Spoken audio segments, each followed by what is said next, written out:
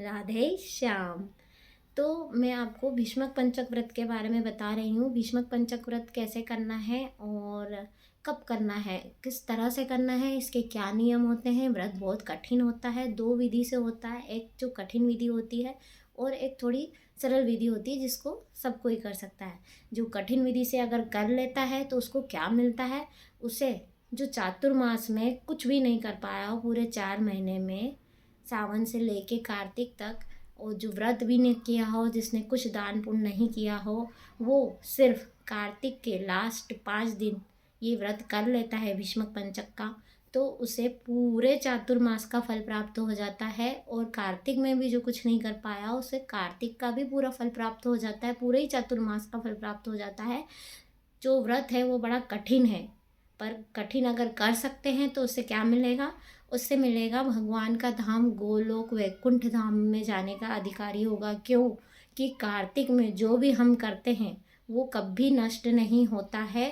बाकी जो हम इतने महीनों में करते हैं पूरे साल में, वो ऊपर जाने के बाद स्वर्ग लोक में, मृत्यु लोक में जाने के बाद वो स्नेह स्नेह कम होता जाता है, ख़त्म हो जाता है, तो हमें उससे फिर धरती पे आना पड़ता है। पर जो कार्तिक में हम करते हैं, जो नाम जप कर रहे हैं या जो हम दान कर रहे हैं, वो कभी मतलब कभी नष्ट नहीं होता, वो अक्षय हो जाता है।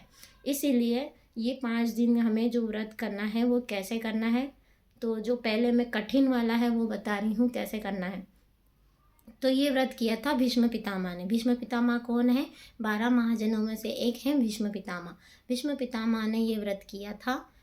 तो इसमें हमें सबसे पहले क्या करना है, संकल्प लेना है। एकादशी के दिन हमें ब्रह्म मुहूर्त में जागना है, ब्रह्म मुहूर्त में स्नान करना है। स्नान के पानी में, जल में हमें आंवले का रस डाल के स्नान करना है, जिससे हमें एकादशी का पूर्ण फल प्राप्त हो। हमें हर एकादशी पे आंवले का रस डाल के स्नान करना चाहिए। एकादशी, द्वादशी, त्रयोदशी, 14 तक हमें आंवले का रस डाल के स्नान करना है। पूर्णिमा पूर्णिमा पे आंवले का रस नहीं डालना है।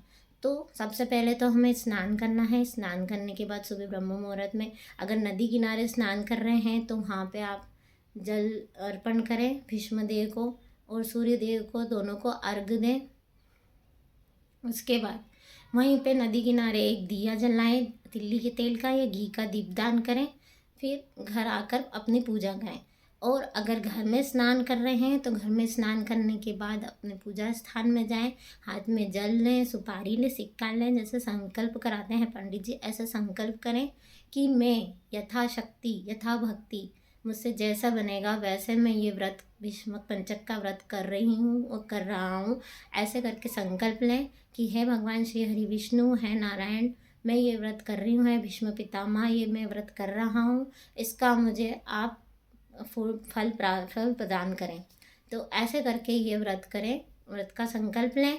उसके बाद श्री हरि विष्णु को पहले सूर्य देव को जल दें, और जल देने के बाद भीष्म पिता को भी अर्घ देना है। भीष्म पिता को अर्घ कैसे देंगे? या तो आप बाहर खड़े होकर भी अर्घ दे सकते हैं, तांबे के लोटे से देना है, और नहीं तो जहाँ पूजा कर रहे हैं पूजा स्थान में पूर्व की तरफ मुँह करके बैठें या उत्तर की तरफ मुँह करके बैठें। और क्या करें, एक लोटे में जल लें और एक बर्तन रख लें नीचे। ऐसे ही भीष्म पितामह को अर्घ दें, उनका नाम लेते हुए, है भीष्म पितामह मैं आपको अर्घ दे रही हूँ, मेरा यह अर्घ स्वीकार करें। उसके बाद फिर आप क्या करेंगे, एक दिया जला कर रखेंगे, तिल्ली के तेल का या गाय के घी का दिया लगा कर रखें। और फिर श्री हरि विष्णु की पूजा करें।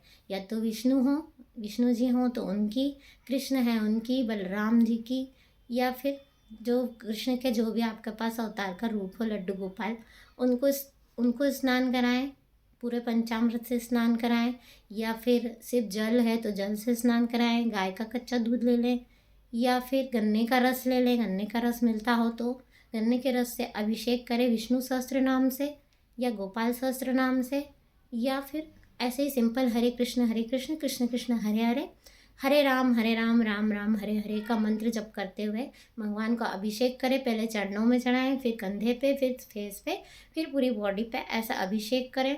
उसके बाद उनको पोछें वस्त्र से, अच्छा हल्दी कुमकुम टीका करें। चावल अक्षत नहीं चढ़ाएं, एकादशी है तो एकादशी के दिन हमें चावल ना खाना है, ना बनाना है और ना भगवान को चढ़ाना है। तो अक्षत ना चढ़ाते हुए सफ़ेद तिल्ली लें, सफ़ेद तिल्ली चढ़ाएं भगवान को और पूरा श्रृंगार कर दें। उसके बाद फिर भगवान की आरती करें और इस तरह से फिर उसके बाद तुलसी की पूजा करें।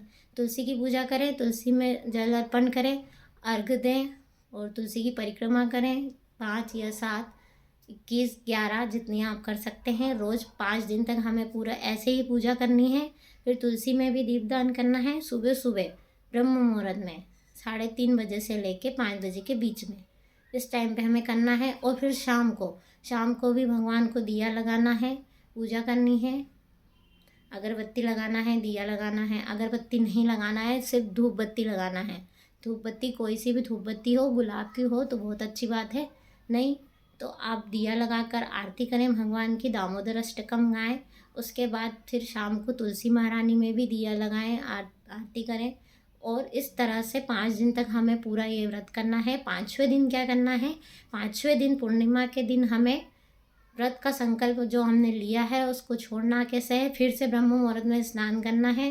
हाथ में जल लेकर भगवान से बोलना है कि हे भगवान, मैंने है भीष्म पितामह है श्री हरि विष्णु नारायण, मैंने जो ये 5 दिन का व्रत किया है इसमें मुझसे जो भी गलती भूल चूक हुई है उसे मुझे क्षमा करें और मेरी पूजा को स्वीकार करें और मेरी मनोकामना पूर्ण करें। जो आपने मनोकामना बोली है वो मनोकामना के लिए, और नहीं तो सिर्फ कृष्ण भक्ति प्राप्त करने के लिए, क्योंकि वैष्णव तो सिर्फ भक्ति प्राप्त करने के लिए व्रत करते हैं, भगवान की अन्य कोई इच्छा से नहीं करते। तो आप जो मनोकामना है वो बोल के करें, या फिर जो आप भगवान की भक्ति के लिए कर रहे हैं तो भक्ति के लिए बोलें कि मुझे भक्ति प्रदान करें, मुझे वृंदावन का वास दे, ब्रज 84 कोस का वास दे और राधा कृष्ण के चरणों की अहेतु की भक्ति दें।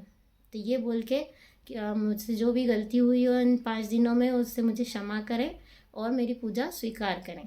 इस तरह से ये 5 दिन का व्रत हुआ। और 5वें दिन फिर हमें क्या करना है, 5वें दिन हमें ब्राह्मण जोड़े को बुलाना है, या तो जोड़ा बुलाएं या ब्राह्मण को बुलाएं, उनको भगवान को भोग लगा के जो भोजन है वो भोजन कराएं। और जो आपने पूरे चातुर्मास में जो चीज़ छोड़ी है, जो डिश छोड़ी फेवरेट, या 5 दिन में आपने जो 5 दिन तक जो डिश छोड़ी है उस डिश को बनाएं और भगवान को भोग लगाएं और फिर वो ब्राह्मण देवता को खिलाएं। फिर उसके बाद दक्षिणा दें। अगर जोड़े से उनकी पत्नी भी आई हैं तो सुहाग का सामान भी दें, उनको भी दें, और पंडित जी को भी वस्त्र दें और दक्षिणा के साथ उनको विदा करें। और इस तरह से आपकी ये जो 5 दिन का भीष्म पंचक व्रत है ये पूरा हुआ। ये सिंपल विधि मैंने बताई है, ठीक है, सिंपल विधि। पहले मैंने बोला था आपको कठिन वाली बता रही हूँ, पर मैं बताते बताते मैंने सिंपल विधि बता दी। तो ये सिंपल विधि है, ये हर कोई कर सकता है, इस तरह से करना है। अब मैं नेक्स्ट वीडियो में बताऊँगी कि कठिन विधि कौन सी है जिससे भगवान की प्राप्ति होगी, कौन सी, गोलोक धाम वैकुंठ की। तो अभी आप ये सिंपल विधि से करें, इस तरह से आपको कार्तिक का पूरा फल प्राप्त होगा। कार्तिक का ही नहीं, पूरे चातुर्मास का फल प्राप्त हो जाएगा। हरि बोल, हरे कृष्णा, राधे राधे।